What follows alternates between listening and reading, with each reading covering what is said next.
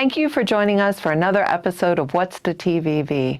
I'm Public Information Officer Sue Jones. Capital improvement planning is critical to our city's long-term future.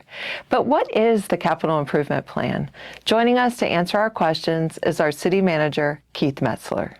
Welcome, Keith, and thank you for joining us. Well, thank you for having me. I'm glad to be back. Why don't we begin by having you tell us what you like most about working for municipal government? There is such an amazing diversity in what we do. I have to say what I like most about working for local government first, it's certainly the closest form of government to the local residents. It certainly feels like we have the best opportunity to make the quickest and most impactful impact to the community. I work directly for an elected city council. They're the ones that are largely responsible for hearing the issues, understanding the issues of the residents, and of course using what they hear in the community to help shape policy. And then of course it's my role to help lead the organization to actually fulfilling their goals and their policy objectives. So it's also the best opportunity to really see your work in motion and actually make a meaningful impact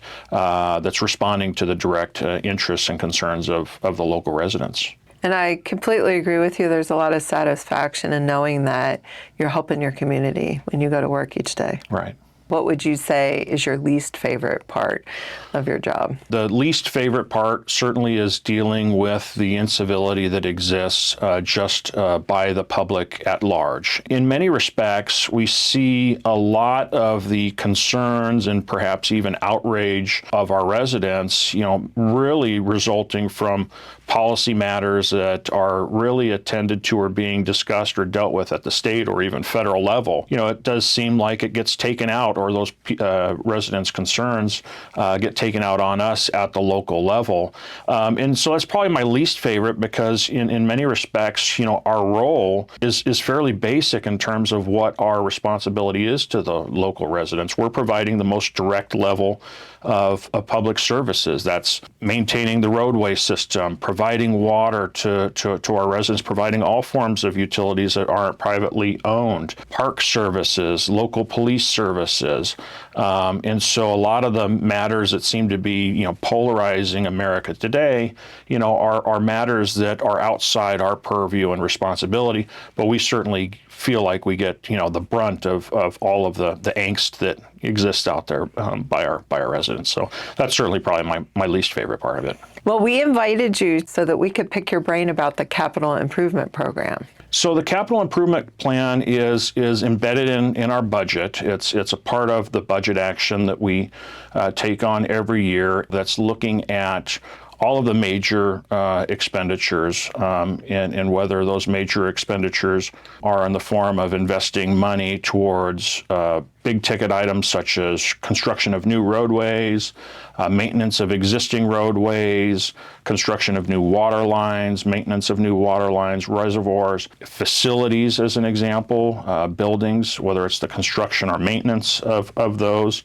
The capital improvement program largely is focused on facilities, equipment, infrastructure that isn't part of the ordinary daily operation of the respective business.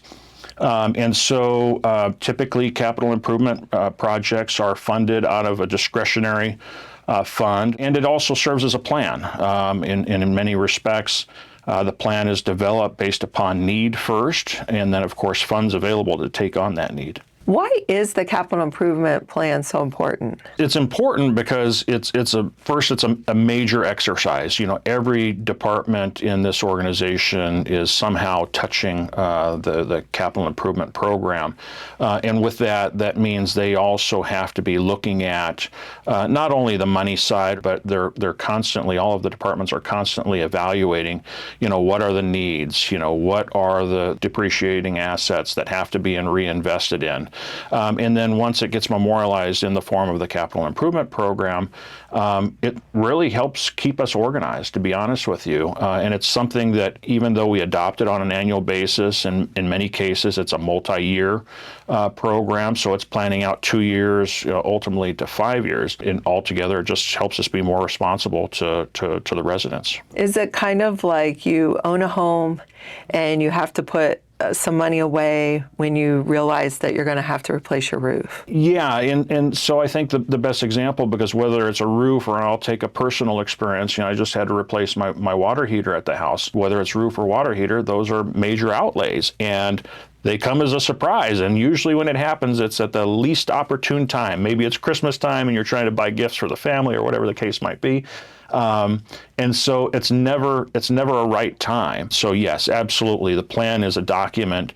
The capital improvement program is a document that we work towards, but it also is something that, because there is a money element to it, we're looking at the cash flow, and we're looking at what money is left over after paying for operations, keeping the lights on. And then with that money that's left over, then what can we start, setting that money aside for in a reserve account, so that if the water heater breaks, the money is there to be able to handle it, and you're not having to curtail, the spending on other things such as Christmas gifts. How do we prioritize our capital improvement projects? There's a lot of work that goes into it. I think the best example to give is our roadway system. So in the case of our roadway system, we do what's called a condition assessment of our roadways.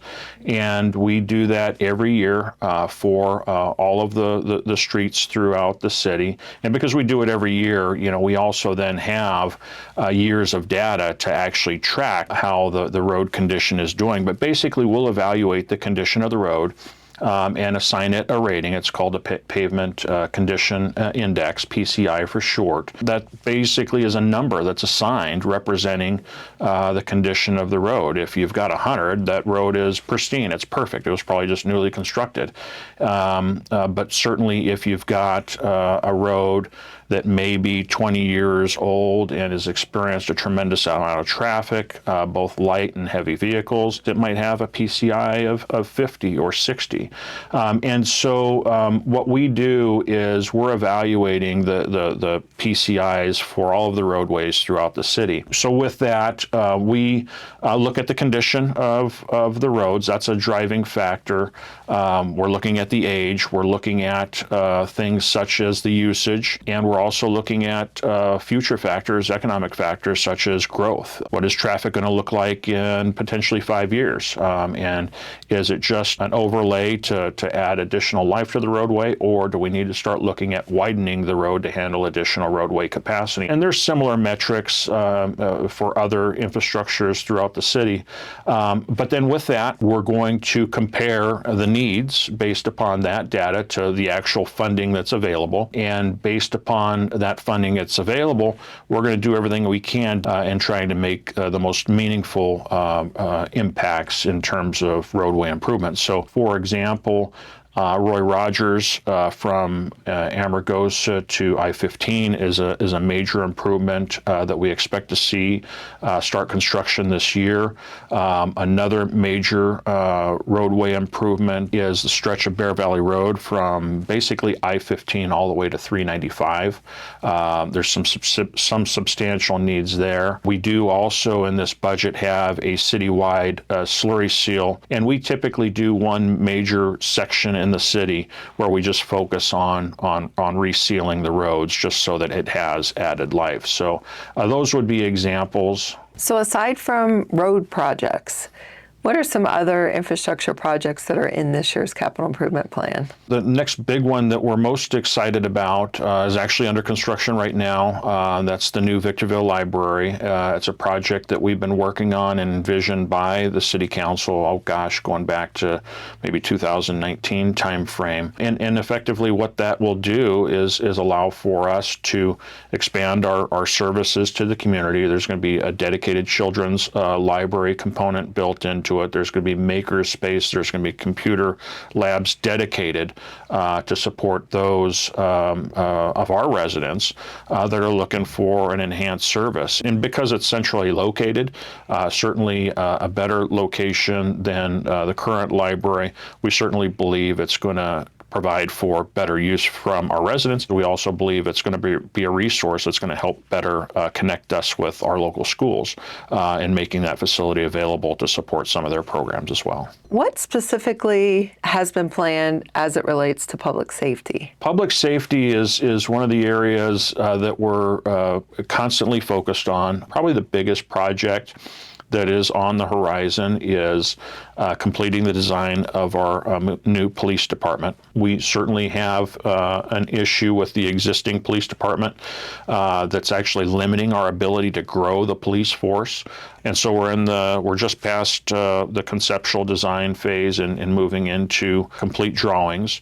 The location of the new police department is going to be just not far from here at City Hall. It's going to be at the northwest corner of Seneca and Civic Drive. But we're also trying to make a meaningful impact beyond it just serving our public safety needs. We're also building in a community plaza next door where effectively we can have an improved or an added amenity to our recreational space to where to be a park facility, certainly envisioning some type of amphitheater environment. And so this will be a type of plaza, if you will, that'll actually lend itself better to actual events, whether it's concerts in the park or it's our annual fall festival, something that can serve as destination where people actually really want to go and enjoy the additional amenities we're able to bring in to support that event. What technology or equipment is included in this year's capital improvement plan? We're going to launch here very, very soon a new application. It's going to be called Victorville Now. It's something that we're just wrapping up the testing on, and it's going to be an application that you can actually find in the App Store, whether it's Google or Apple. It's an application that we're hoping all of our residents will actually download. It's going to have a number of tools at their disposal. For example, you're driving through your neighborhood and your good morning is graffiti on the wall as you're driving to work. You can actually, point the camera to the wall, take the picture. It's got a built-in feature where there's a GPS tag attached to it to where you can actually submit that directly to us. Turns into a work order. We can get the crew out there right away. Hopefully by the time you come back for work that same afternoon, the graffiti is gone. And so that's something that we're rolling out that we're really, really excited about because we think it's just another tool that's going to improve our connection to the residents. Another area is technology called ShotSpotter. It's the second technology that we've invested in with the police department to really enhance their ability to attend to crime more quickly. And so the public may recall that previously we installed about 126 ALPR cameras throughout the community. Those are the automated license plate readers. And that's information that's actually been hugely helpful for us in terms of being able to solve crime more quickly. But this new technology that we've just launched, and we've set up basically some acoustical devices on top of streetlights to where these acoustical devices are listening for gunshot. And they can actually differentiate between gunfire and firework. And interestingly, we've learned, and is one of the reasons why we've really invested in this technology, is gunshots go unreported. To the order of about 80% of gunshots in the community go unreported because generally people think, okay, if I call it in, nothing's going to happen, or that sounds like a firework. And so this is a device, as an example, when gunfire is detected, there will be an alert directly to the device in the deputy's car. And so I've already seen data that shows in less than a minute after that detection, there is a deputy picking up that call and en route. And we've already proven in multiple cases to actually be able to identify individuals that have shot weapons. We've actually made arrests for those kinds of activity, which just are not acceptable and certainly unsafe. That's a technology that I think it's really going to be a game changer in terms of being able to provide and render aid much sooner for somebody that may be hurt, but also help get guns off our streets, especially for those that are not operating guns the way they should be. Keith, thank you so much for joining us and sharing your expertise and giving such a great rundown of what goes into capital improvement planning and what's in that budget for us. It's been fun for me to be back here. Certainly look forward to sharing what we know about what's going on here with the city, with our residents. We believe it's important for our residents to feel included in all that we're doing. Kudos to you for taking the time to join us too. And I think that our community is going to appreciate that opportunity to hear directly from you. Thank you. Continuing from last month's episode when we introduced you to our mayor and mayor pro tem, we're really excited to introduce you to the remaining council members during this month's episode, starting off with Council Member Tiffany Gaudin. Tiffany, welcome, and thank you so much for joining us. Hi, Sue. How are you? I am doing great. Why don't we start with you telling us, how long have you lived in Victorville? Yeah, we have to do some math, but I originally moved to Victorville in 1999. How long have you been on the council? So I'm the new kid in town when it comes to the city council, and 6 months. We've just hit my 6-month date of being on the city council, and I am in District 1. From where I sit, it seems like you've been on the council a lot longer than 6 months. I've had a lot of fun in the process too. Part of loving people, I just love to get to know people and hear their stories and, you know, where they're from and what they do. So going around to the different city areas and learning, you know, what do you do in the water district and what do you do over here in SCLA, and even coming and hanging out with you guys and learning what you're doing. It's been a lot of fun for me. What is your favorite hidden gem in Victorville? So it's kind of unique. My family and I, we love the theater. And so we actually love the Cultural Performing Arts Center down off of D Street. That's one of our favorite hidden gems, very historical, kind of a neat place to go and hang out, watch a show.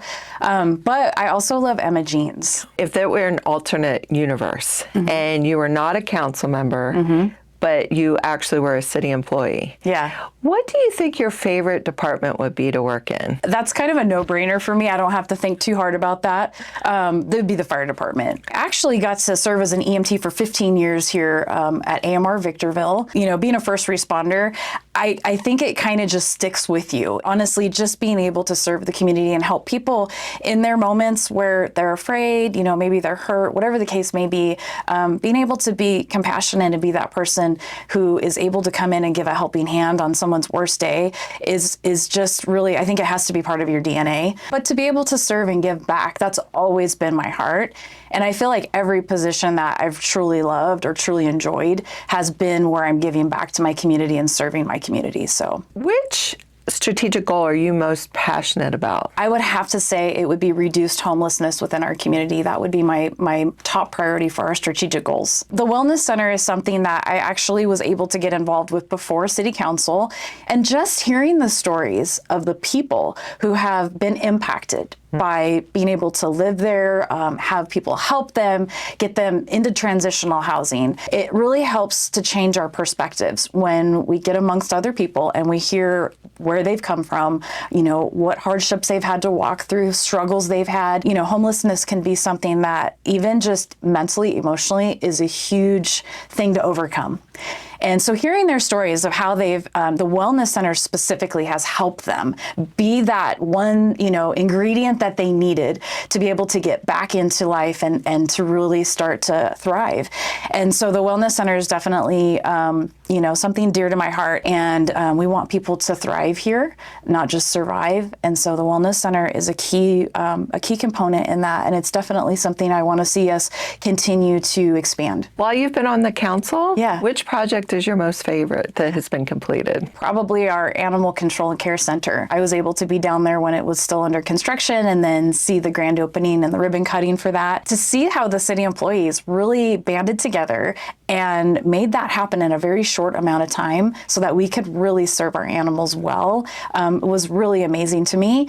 And the quality of care and just the love, right, that goes into that. And it's always a joy to be able to go down there and get to see the animals that are being given a second chance, really, and the professionalism and just the way that they're able to serve the community. That's probably been the most fun. Now, thinking to the future, yeah, what would you say is the project you're most excited about? Obviously, our police department is another big one that I'm excited to see that continue to move forward. It's important that our officers have the technology and the space. They're so crammed in the old station. But also for the community, we want to be able to have enough officers out in our community to serve our community well. And so that's probably the one I'm most excited about to see come to fruition. Tiffany, thank you so much for joining us and sharing more about yourself so the community can get to know you better. Oh, thank you so much for having me, Sue. It's been an absolute joy to be here. Our next council member is Leslie Irving. Leslie, thank you so much for joining us. I'm so happy to be here. Why don't we begin by having you tell us, how long have you lived in Victorville? I've lived in Victorville, I think it would be 9 years in October, so since 2016. And during that time, I bet you've discovered some hidden gems that you really love in our city. What would they be? Well, I really am impressed with the airport. I like the Riverwalk. I love Old Town, believe it or not. Especially right there on D Street and 7th.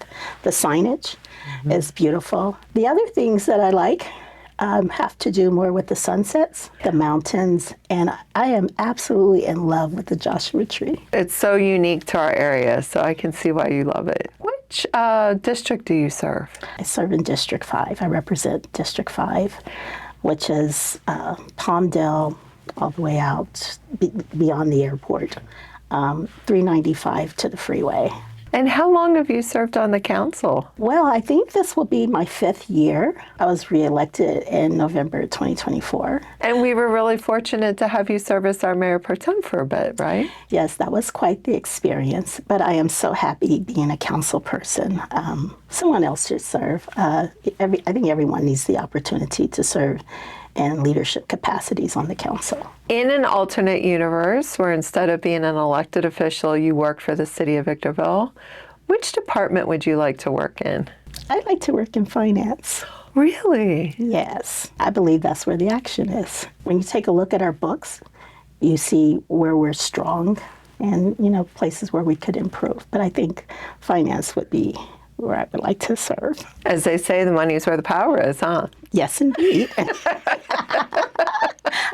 that. I mean, it's not the high profile position, but that's where the real work takes place. Thinking about our strategic goals, Yes. which one are you most passionate about? The goal that stands out for me, one that I'm most passionate about, is investing in infrastructure. To me, infrastructure is where citizens, people can actually see their money at work. The infrastructure impacts the quality of life in so many ways. I think that's what's most important. Not too long ago, we passed our new fiscal year budget, and in there's a whole lot of projects. Which one or two might you be most excited about seeing come to fruition? I'm excited about the improvements on Mojave Drive, and I tell you why.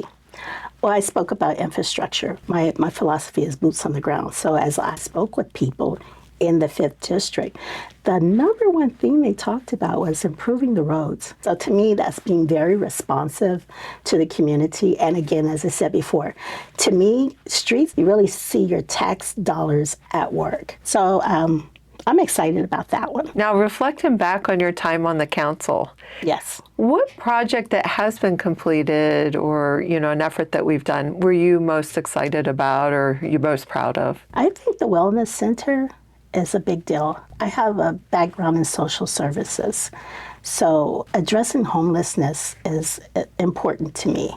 And I'm very proud of the accomplishments of the city, all the awards that have come about as a result of, the Wellness Center. And also that gives us an opportunity to be on the forefront, leaders, if you will, in terms of addressing homelessness in California. That's a project that I'm very proud of. The other one that I'm very proud of is the Green Tree Extension. That really makes a difference in everyone's life. Certainly for mine, because I work in Apple Valley. So, on occasion when I don't want to take Highway 18, I'll jump on the extension. And it's beautiful. It's beautiful. So I like that one too. Yeah, and that lines up with your vision of saying, how important the infrastructure is to you. Yes. Wellness Center, because it provides services to the most vulnerable in the community. But the bridge, it brings us together. I love it. Yes. Leslie, thank you so much for taking the time to sit down with us and helping us learn more about you. Thanks for having me, Sue. I really enjoyed speaking with you today. And our final council member is Debra Jones. Debra, thank you so much for joining us. I'm so happy to be here. Why don't we begin by having you tell us, how long have you lived in Victorville? 22 years come October, and it's flown by. I can't believe it. Why don't you describe for us the district you live in? So I live in District 2, so it's more on the west end of Victorville. I guess to the northbound side would be Palmdale, and then we hit residential neighborhoods west of the 395. On the east side, I'm thinking Topaz, although it kind of does a little bit of a jog, and then southmost into the border of Victorville. So a big area, largely, if not, I think probably 95%, honestly, residential. Very few businesses in my district. And how long have you served on the council? I'm in my 7th year, so 6.5 years. Wow, that's a good long time. And 3 of them as mayor. What's your favorite project that's been completed while you've been on council? My favorite project, I would have to say, is the Wellness Center. It's been completed. We've been up and running for about a year and a half now. That was one of the things that was on my top priority list when I first came onto the council, was to deal with that very complex issue of homelessness. And the reason I love it so much, it's near and dear to my heart because it has that wraparound component to it. So for me, that means that every person is treated like an individual. It offers them the respect and our ability to come alongside them. I think it shows who we are as a city. So I love it from that standpoint, but I also love that we're respecting the rest of our community, our businesses, our residents. I think this strikes a really good balance between meeting everyone's needs. And it's having such a great result for our community. I know. And I think the proof of that is in the data, right? We've reduced our unsheltered homeless count by 57%. That's huge. We're taking care of people. We're taking care of our community. We're getting things done. And by the way, we're getting it done better than a lot of these large cities that we see in the news all the time. I mean, I think Victorville is on it. What project are you most excited about that's going to come in the future? We're building a new police station because we've long since outgrown our current police department. So that we just budgeted monies toward the design. So I'm very excited about that. There's some others like the library, and I can go on and on and on, but this one is particularly exciting for me. What strategic goal are you most passionate about? I'm going to say financial sustainability, and I know that sounds a little boring, right?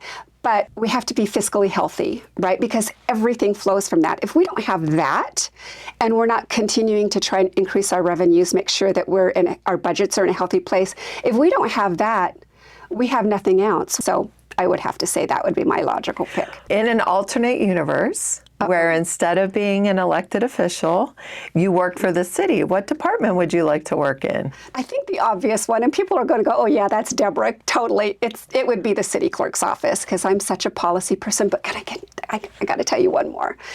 Animal care and control. Really? I would absolutely love it. I would be booted out of the department in a month because I would want to take all the fur babies home, right? But so city clerk and animal care and control, like totally disparate. Well, as someone who has lived in Victorville for 22 years now, I'm sure you've come across some hidden gems that you would recommend. What are they? So first and foremost, our Route 66 Museum, right? That's incredible. So, the other ones that are not so hidden, I'm going to just tell you, it's restaurants, right? Because my husband and I love to dine out. It's the time we get to kind of really connect. So, I'm a Richie's fan. And Goodies and Carinos and Cracker Barrel and all of those. I love them. And do you want to know why? Because it exudes that sense of charm that we have in Victorville, that small town charm. And when I walk into these restaurants and they treat us like family, I just think that's the best. Well, I just have to thank you, Debra, for joining us. It's so wonderful to get a chance to get to know you more. It's always a pleasure working with you, Sue, and our city staff. And again, hats hats off to you and your department because I could never do it. Oh, you're very sweet. Thank you. Thank you, Sue. Thanks for listening. What's the TVV is produced by the City of Victorville. If you have a topic you would like to see on future episodes, leave a comment or review on your preferred platform.